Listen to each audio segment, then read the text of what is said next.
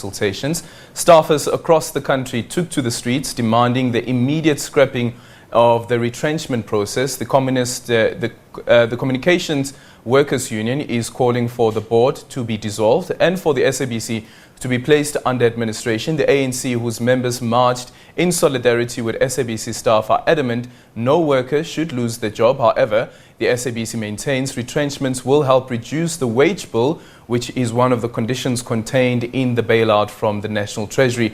While the National Editors Forum, SANEF, says that it's concerned that the SABC's critical public mandate has never been funded sufficiently by government, despite promises over the years to do so. Meanwhile, the Broadcasting, Electronic Media and Allied Workers Union's urgent court action to stop the retrenchment is expected to be heard next week. As the impasse between the SABC and workers over retrenchments continues, there are calls now for Parliament to schedule an urgent debate on the broadcaster. The IFP has written to the Speaker of the National Assembly, Thandi, Modise, requesting a special sitting of Parliament to discuss the challenges at the SABC.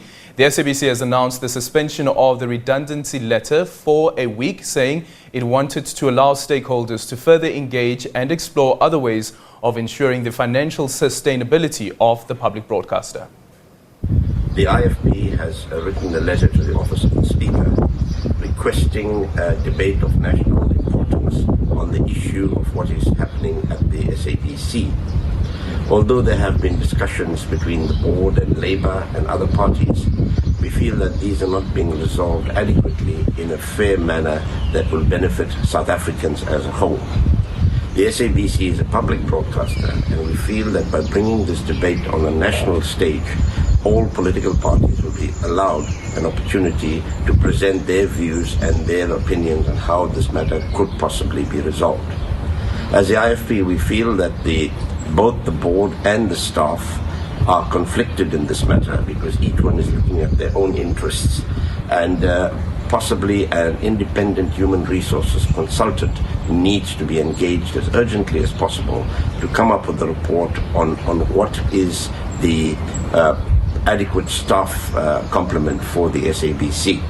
And we trust that this can be done sooner rather than later, so that the SABC can continue offering the kind of service that South Africans are used to.